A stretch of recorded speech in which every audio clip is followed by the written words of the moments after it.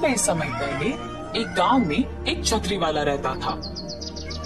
उसका नाम प्रजय था। प्रजय हर रोज उसके बनाए हुए छतरियों को 4 पहिए वाली गाड़ी पे गांव में बेचता था। प्रजय की छतरियां गर्मी के मौसम में और बारिश के मौसम में अच्छे दाम पे बिक जाती थी।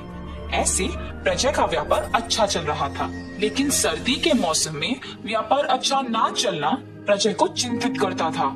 चिंता के कारण वो सोच में पड़ गया जब उसे उसके सामने 2 बच्चे, एक कुत्ता और एक बॉल के साथ खेल रहे थे। तब आहा, उस कुत्ते पे लगे धब्बे और उस बॉल के 12 रंगों के जैसे अगर मैं भी छतरियों को बनाने में इनका इस्तेमाल करूं तो ऐसे अपने विचार के अनुसार अलग तरह की छतरियां बनाना शुरू कर देता है।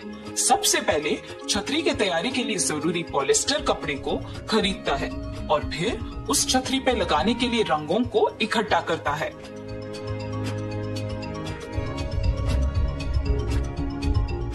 एक एक छतरी को अलग तरह बनाने के लिए अलग अलग रंगों का इस्तेमाल करता है।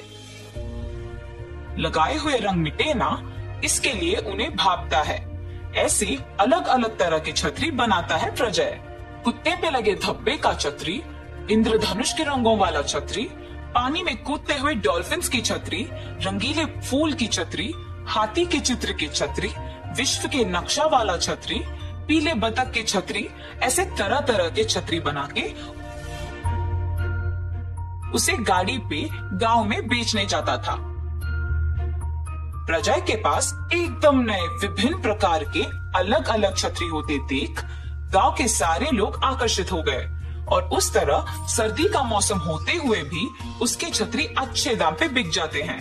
प्रजय का व्यापार अच्छा चलने पर उस पे कल्पना नामक एक और छतरी व्यापार चलाने वाली की नजर पड़ती है।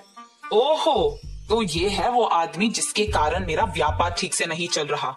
छतरियों पे अजीब तरह के चित्र डालने से इतना बिक जाते हैं क्या?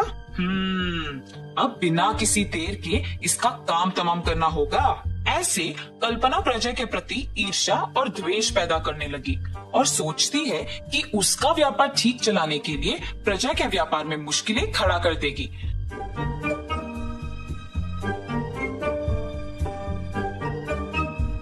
प्रजय की नए प्रकार के छतरियों की तरह वो भी तैयार करने के लिए चीजें तैयार रखती है और काम करना शुरू कर देती है।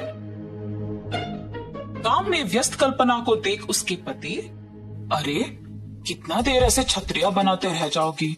तुम तो वैसे भी कह रही थी कि व्यापार अच्छा नहीं चल रहा है, तो फिर इतना कष्ट लेने की क्या जरूरत है? हमारे गांव में प्रजय नामक एक छतरी बनाने वाला है।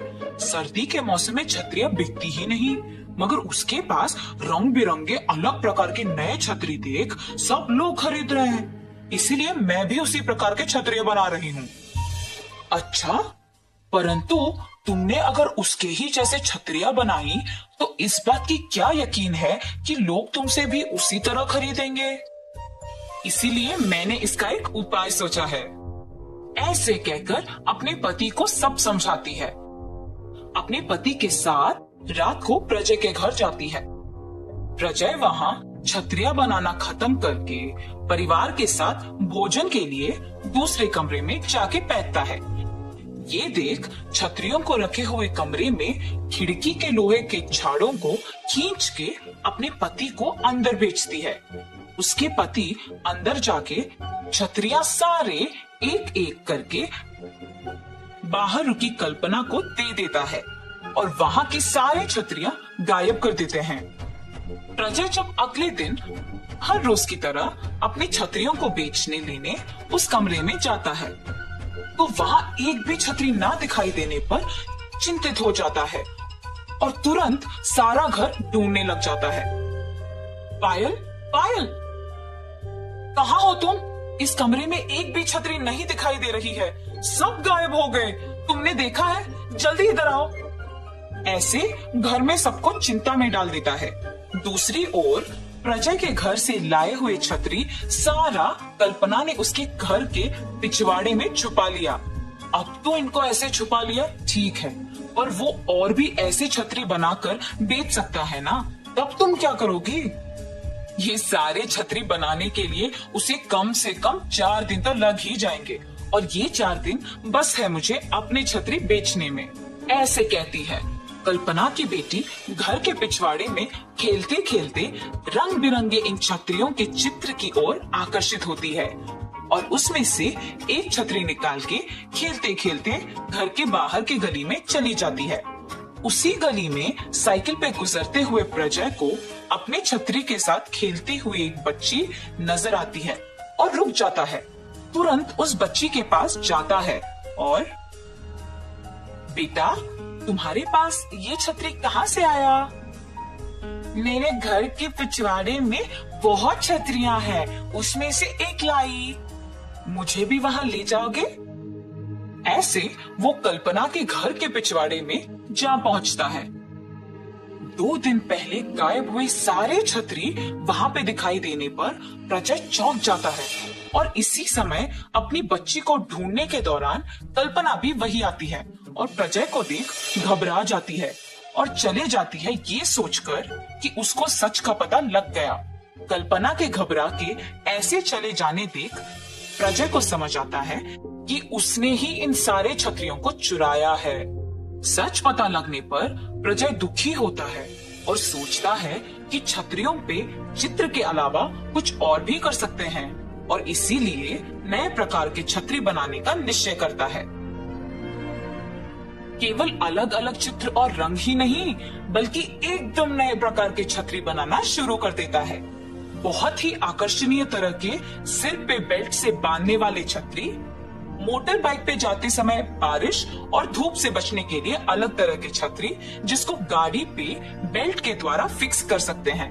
3 साल तक के बच्चों के लिए भी छोटी सी छतरियां, होटल में बाहर के टेबल पर बैठने वालों को धूप से बचाने के लिए अलग तरह के बड़े और भारी छतरियां। ऐसे तरह तरह के और एकदम नए प्रकार की छतरियों को बड़े आकर्षक रूप में और रंगों में बना के उन्हें बेचना शुरू करता है। ऐसे उन नए प्रकार के छतरियों को बेचने के दौरान एक दिन प्रजय को कल्पना दिखती है और कल्पना तुरंत शर्म से अपना मुंह मोड़ लेती है और वहां से चलने लगती है। जब रुकिए बहन जी, 1 मिनट।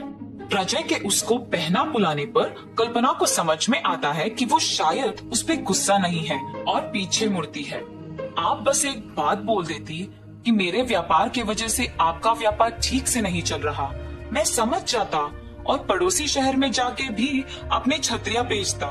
अभी भी देर नहीं हुआ है। आपने जैसे सोचा वैसे ही आपके चित्र के छतरियों का व्यापार चलाइए। मैं अपने अलग प्रकार के छतरियां बाकी भी पड़ोसी शहरों में बेचूंगा। तुम्हारे व्यापार को अब मेरे व्यापार से कोई दिक्कत नहीं होगा और तुम खुशी खुशी अपना व्यापार यहाँ चला सकती हो। मैंने गलती कर दी भाई साहब, अगर आपसे पहले ही बात कर लेती तो शायद इसका उपाय तभी मिल जाता, पर मैं अपनी स्वार्थ के कारण खुद शर्मिंदा हो गई। मुझे माफ कर दीजिए। ऐसे कल्पना और प्रजय अपने अपने व्यापार चलाते खुश रहते हैं। तो इस कहानी का नैतिक क्या है बच्चों? शांति से बैठ के सोचने से और बात करने से बड़ी से बड़ी मुश्किल का हल आसानी से मिल जाएगा।